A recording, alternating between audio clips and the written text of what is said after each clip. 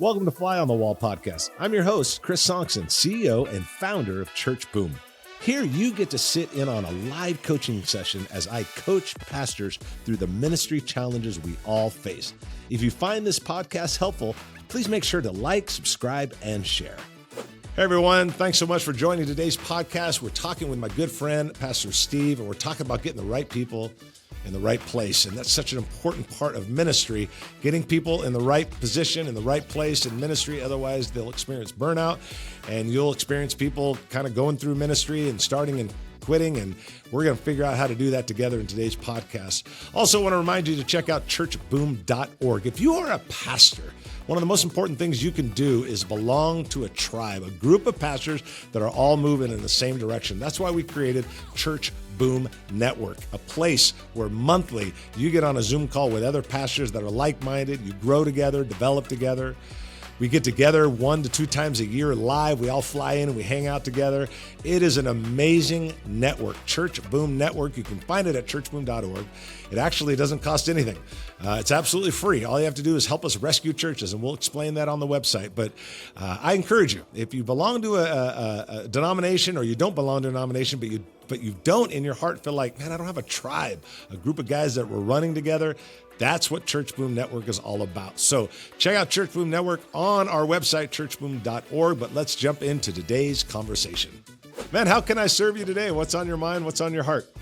Well, obviously, we're a smaller church at the moment. We kind of did a reset this last year and a half where we literally, kind of shut the doors. It was a risk, had about 250, 300 people at that time. And honestly, even though we did, I don't think we were healthy. And so it's posed a lot of questions now. I don't think I did a great job in staff development, leadership development. I'm just being very honest.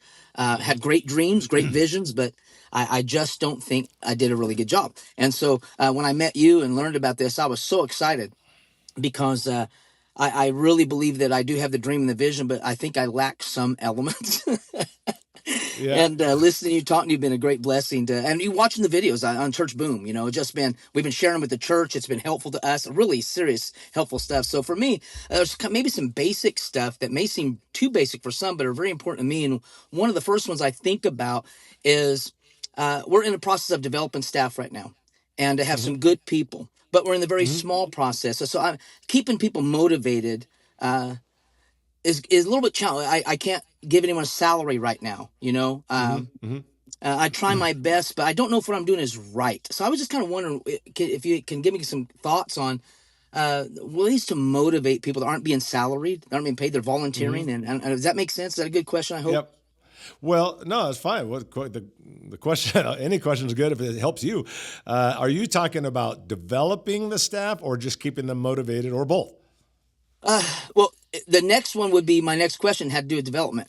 So let's talk about motivation. Yeah. Okay, let's stay on motivation. So here's the thing about motivated is everybody. Here's the thing that's important, especially in a bivocational pastor like yourself.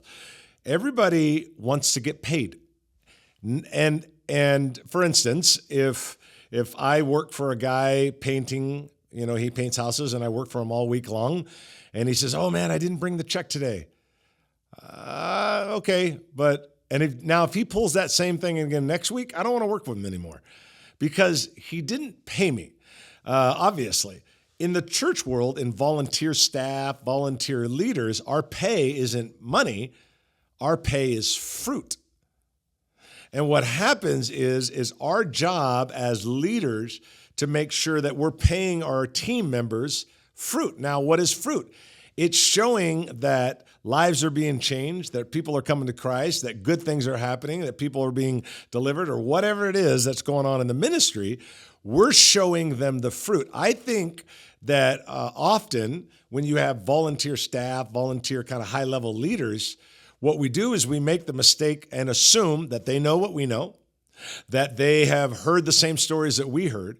And so they are serving in the ministry for a week or 2 or 4 or 8 or 12 weeks go by, and they're getting no report on what their work is producing. Yeah, very good. So you work, you want to get paid with a check. I work, I want to get paid with a check. In the church world, any volunteer wants to work, but get paid with fruit. They want to see that their work matters. So what you have to do is you have to create a system that you follow and remind yourself, because good intentions aren't good enough, Steve. I know that, buddy. Yeah. I've learned So that. you can have good intentions, and then all of a sudden, you ever done that before where you're like, yeah, just last week, and then you realize, no, that was actually 4 months ago. We always say last week or recently, and we realize it was a year ago. The same thing is with helping people with seeing the value of their work. So here's what I'm saying is, you can't just say, I'm going to, once in a while, I'll make sure the people make sure that the people on my team are realizing the value of their work. You got to make it a regular thing. Like, what if every Friday you did a 60-second, 90-second video and sent it out to all your volunteers? Okay. Hey, like it, just on your phone. I got my phone right here. Hey, this is Pastor Steve. Just wanted to say, appreciate you guys. Look forward to seeing you Sunday. And by the way, I just got off the phone with someone in our church, man. They have they, given their life to Christ. Man, this just happened. Someone told me they got to pray with their children, led their own children to the Lord. Someone was, bound up with a bunch of addictions. And man, over the last 6 weeks, God's delivering them. Whatever it is. 60 seconds or less, 90 seconds at the most. Just quick and to the point. Hey, this is Pastor Steve, man. Hope everything is going well. Just want to give you a Friday report. I want to let you know that this amazing thing happened very quick. And then you're just like, I want to say thank you to all of you. You're doing your whole little phone thing. I want to say thank you to all of you. You're amazing. None of this would happen without you. Thanks for the way that you serve. Thanks for all that you do. I love you so much. This is one example of what your help and your volunteering and your leadership is creating. I love you guys. I'll see you Sunday. Yeah, that's great, man. That's I appreciate that. It's just one little thing to constantly put fruit in front of people. And if you're not putting fruit in front of people, then you're not paying them. If they're not paying them, then they don't want to work. Right. And I got some good people, man. I got some good people. And I haven't heard no complaints or no, I'm just thinking I want to bless them. I want them to know that I appreciate them. So that's really honestly great, man. Yep. I appreciate that. And you could do it that way. That's one way, a Friday video. You can also make sure to have something to share on Sunday. Do you guys have a little huddle before services or anything like that? Okay. If you have any of your leaders there, let someone else share. Like before you pray, hey, so-and-so's got a little story they want to say. They tell a little 1-minute story. Again, now it's a different voice saying, look what's happened. And now they're constantly hearing it from different voices without them realizing it. This is all that is happening because of you. Figure out different ways to do it. And I'm telling you, the people will serve with joy and they'll stay motivated, which was your question. Right. Okay. Great. Yep. What else you got? Okay. Right now, because like I said, we've just kind of we've relaunched this last couple months publicly. Mm-hmm. And even though we're not a new church, we are new in a lot of ways. Mm-hmm. I mean, very lot of ways. Mm-hmm. We used to meet quite regularly with the team and the staff. But at that time also we had salary and the staff. So I'm trying to be considerate and honor the people's time. I know they want to give time, but I'm also trying to be considerate of their time. I know they want to be with their families some. So about staff meetings or leadership meetings, because we don't pay them and they're not there Monday morning to do one at 7:00. So any thoughts or ideas on maybe the frequency or some thoughts about, because when I do my staff, it's kind of real short. It's about victories and defeats. We kind of talk about those together, but then I feel like there's a time we need to talk about business stuff too. And I just don't want to overload, and I'm worried about that. Yep. Well, I don't know who you have regarding your staff. I'm assuming it's 5 or 6 people, 7 people. Yeah. It's about 8 people. 8 people. Okay. So they're in charge of children, worship, whatever. Bring them together. I think if they're volunteer staff, you can come up with any combination. I don't know if at your size you have to do it every week, but I wouldn't do it less than every other week. Okay. I think you just need to stay in contact with them. And one of them. Go ahead. Yeah, no, I was gonna say, maybe, I hear that. Yeah. But maybe one of them Zoom. The second week of the month is Zoom, and the fourth week of the month is live. Wow. Thank you. Honestly, that's exciting to hear, because that's what we talked about a little bit, and I said, I'm feeling like that it don't need to be once a month, but so how about if we do this? So that's kind of cool, because I actually said, what if we do Zoom once and then meet once? And they were Yeah, like, so perfect. thank There you, you bud. go. That's There you perfect, man. go. Well, there you go. Confirmation. Victories, defeats. That's great. Some church business. Let's work on this. Also, I would add, if you can probably carve about 15, 20 minutes in there. You can do staff development by just simply taking them through a leadership book together. Okay. And it is my favorite thing to do is like, hey guys, here's a book on leadership, and we're not talking about a discipleship book. We're talking about a leadership book. Here's a book on leadership. Here's a book on growing churches. Here's a book on what healthy churches do. Here's a book on whatever. You give the book out. Hey, by our next staff meeting, let's make sure we all read chapter 1 and 2. So you have your staff meeting at the very end. You're like, hey, we got about 20 minutes left. Let's go over chapter 1 and 2. And all you do is it'll take a while for them to catch the rhythm of it. But the way you do that, in my world, we call that a leadership circle, but it's the moment where you're having a moment in that circle and you're asking a couple questions. You're just like, hey, what did you get out of chapter 1? Okay, everybody talks about it. What was the favorite part of chapter 1? And what should happen over time is, on page 10 it said this. On page 19 it said, oh man, that really challenged me. Man, that really got me thinking. I never thought about that. Okay, 5-7 minutes on that. Another 5-7 minutes. What'd you get out of chapter 2? Say you do 2 chapters every time. Maybe you only do 1 chapter, whatever you want to do. But you spend 5-8 minutes. What did you think about that? Oh, I like page. Let them talk. Everybody's just talking. It's like a small group. When you're done, whatever amount of time you give it, when you're done talking about chapter 1, or if you do 2 chapters, 1 and 2, whatever. Hey, I love page 9, page 19. This was really cool. Whatever, whatever. Everybody's talking about it. You conclude it with this. There's 8 people in the room. You go, okay, 2 questions I want to ask everybody. Every time you do this, what's the biggest thing you learned and what are you going to do about it? Then you go to the next person. What's the biggest thing you learned and what are you going to do about it? Then you go to the next question. Biggest thing you learned, what are you going to do about it? Now we're applying what we learned to our life. It is a simple, ongoing way, as long as you're consistent with it, to constantly develop your team. You're going through a leadership book together. You're talking about growing as a team, developing as a team, how to make our ministry better, how to be healthier, how to be this, that, and the other thing. You're talking about it and you're applying it. You don't have to create the lesson. All you got to do is make sure you come there with chapter 1 and 2 read and go through it together. I'm telling you, it is the simplest, easiest way to continually develop and for them to feel like you're pouring into them, which adds a lot of value to their life. Well, that's awesome because I've actually been looking at some of the books that you have available, and in reading, starting to read one of them, I thought, man, I'd like to go through this. So that becomes, I didn't know how do you get them all reading it together. So that's actually a good thought right there. Yeah, there you go. Just buy a book for everybody and go through it. It's pretty simple. And by the way, I just say to you, man, the stuff that I'm accessing, the simplicity is so simple. Our people have loved it. I mean, it's actually been awesome for us. It really has. Awesome. It's so simple, and so, but the planning, it's just, I just want to tell you, man, it's been really helpful. Appreciate that. Thank you. I just really appreciate it. Yeah, absolutely. Thank you so much for saying that. It's really kind. And I do have another thought, another question. Please. Especially since we're really starting to move now. I mean, just this last 2 weeks, we're really starting to gear towards launching and moving. I know I've learned to not put more on the plate than I can do because I don't want to do about 10 things half well. I want to do what I do well. So we've been very disciplined on that. Yeah. But I really believe we're going to start growing. And as we grow, I think one of the things I've had in the past that I've been a challenge with, and I'm just trying to be transparent. I don't want to put myself down, but I mean, is that I don't know that I've done well at placing people exactly where they need to be. Okay. So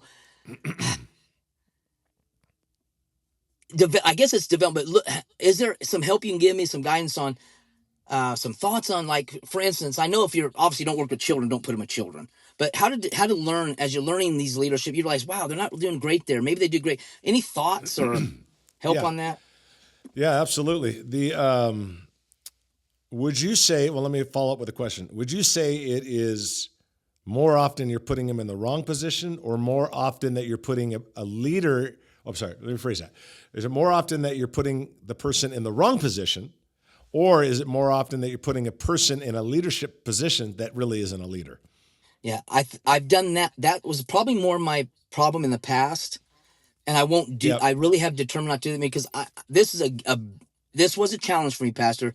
I would see potential in people, And I was wrong. I learned it doesn't work. I've even talked to Pastor Bo about this, is that I used to think, man, they'll step up to this.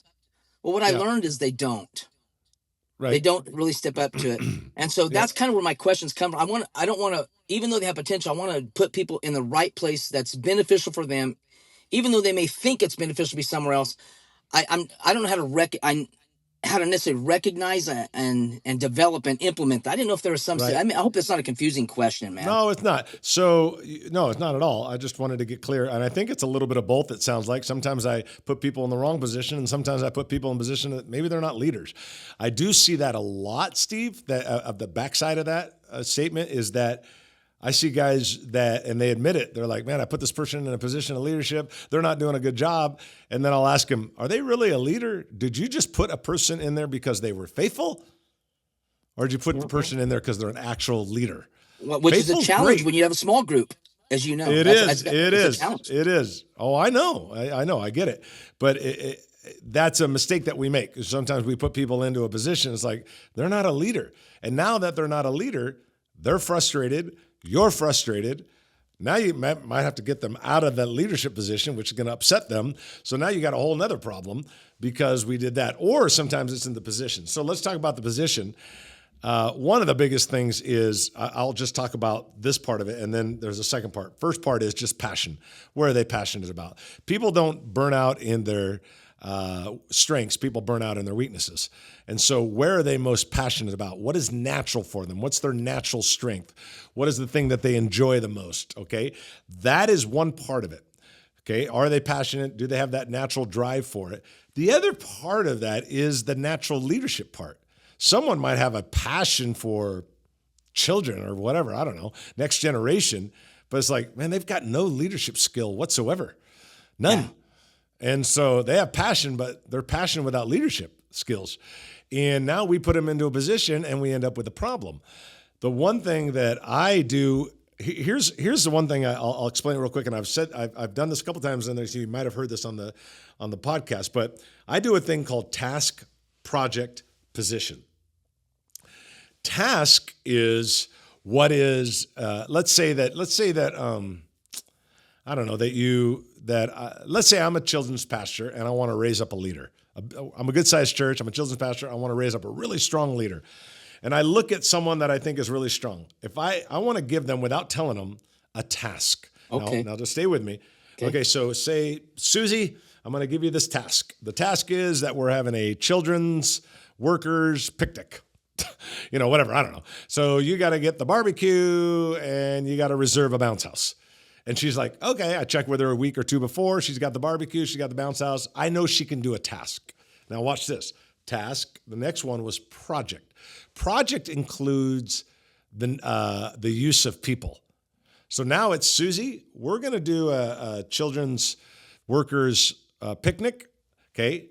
I need you to get the food and I need you to get the bounce house. There's the task. But I also need you to, now the second one, I also need you to raise up to get 15 volunteers outside of the children's ministry to run the bounce houses and cook the food.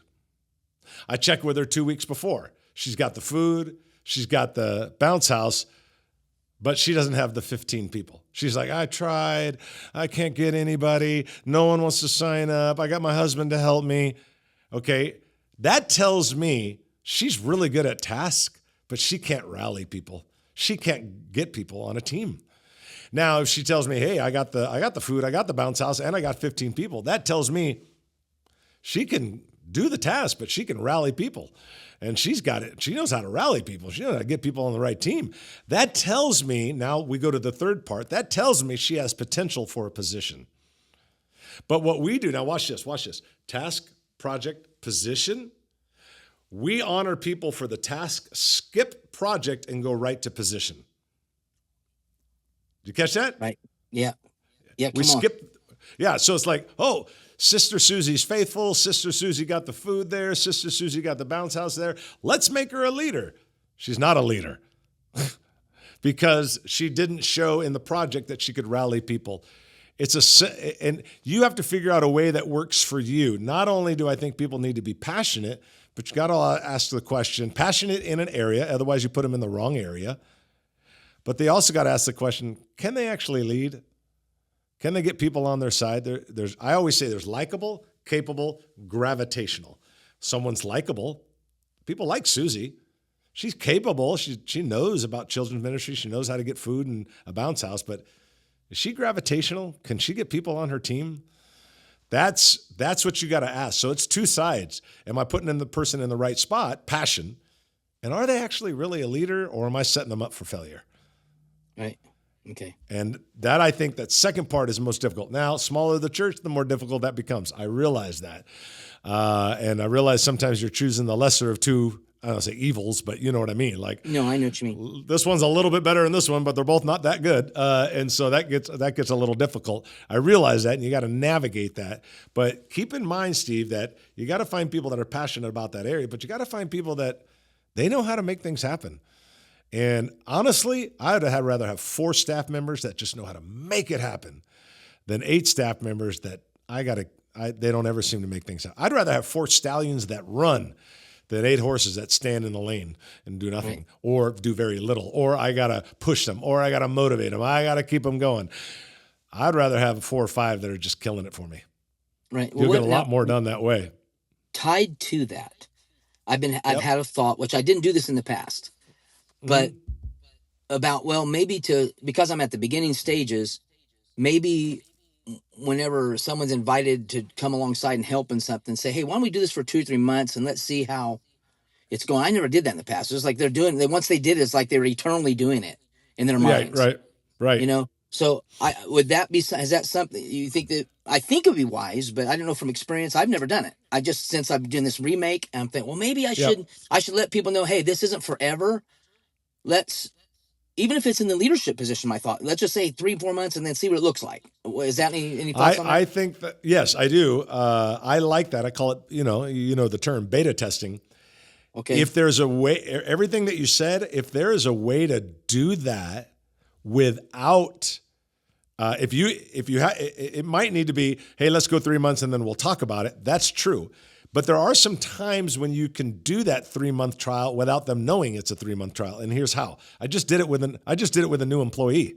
Yeah. So someone I wanted to hire. I said, hey, we have for the next 3 months, we have major tasks that need to be done. I'm wondering if you can help me for the next 3 months and get all these tasks done, and I'll pay you a certain amount of money.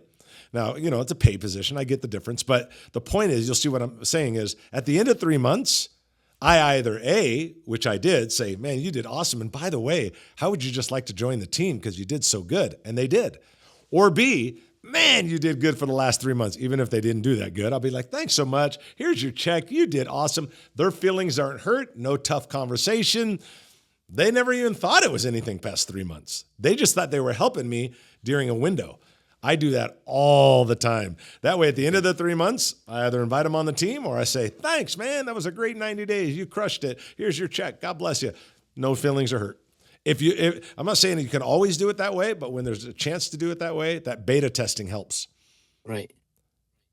Yeah. Okay. Well, that's awesome. Anyway. I appreciate that, man. Yeah. Anything else, man? Those are great questions.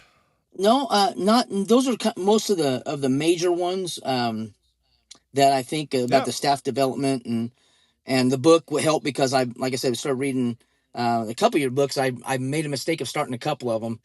And so I'm kind of that dog that goes, ooh, rabbit, I read one, I like that. And then I read another one. So I'm trying to be a little more disciplined there. But I think that's pretty much some of the major ones right now that I've been thinking about. No worries, man. I'm always here to help. And anything I can ever do to serve you, Steve, please let me know. And man, I really appreciate you taking time to be on the podcast today. Well, thank you so much. And once again, Pastor, I'm not just saying this. I want you to know that those little videos that are 3 to 8 minutes long, I'm going to say it again, they have just been dynamic. So it's like a breath of fresh air. Maybe I was desperate and I didn't know it. I don't know, but it just was so cool. And just the way they're put together, not too long, not too short, and engaging people. And we're excited about it. And so we're trying to incorporate everybody into that and see those things and be a part of the team. I mean, it was kind of cool. We've been doing it and a couple of our leaders couldn't be there, just work reasons. And so at the last meeting, my wife looked at me and she said, hey, can you get those videos to them? And I'm like, I don't know. I don't know if I can. I've just been doing it myself, but that's the type of excitement out of those things. It was like, hey, can we get those to them? It was helpful. And so That's I just awesome. thought I'd share that with you, that I think That's awesome. they've been pretty powerful. Good. Well, hey, that's what Church Boom's here for, just to help pastors, and that's what I'm here for. So whatever we can do to serve you, man, that's what we're here for. Well, I love you, buddy. I'm so glad I appreciate got you. to meet you. I Yeah, really man. am. I'm so glad I got to meet you, man. It's all part of the destiny and the dream of where we're going. So thank you. Amen. Amen. Have a good day, my man. Blessings to you, Pastor. All right, bye-bye. Hey, I hope you enjoyed today's podcast with my friend, Pastor Steve, and man, just talking about the right people in the right place, such an important part of ministry. I want to remind you again to check out churchboom.org. And if you do not have a tribe, even if you belong to a denomination, but you don't have a tribe that you feel like, man, I've got 10 guys, we're all going in the right direction. That's what Church Boom Network's all about. You get into a group of about 10 guys, you get together monthly, you talk, you interact, exchange ideas. We get together in person a couple times a year. It is belonging to a tribe. Even if you belong to a denomination, but you don't feel like you belong to a tribe, this is a tribe that you can run with, and that's why we created it. So go to churchboom.org and check out Church Boom Network and join the tribe. I think you will absolutely love it. And we'll see you next time on the Fly on the Wall podcast.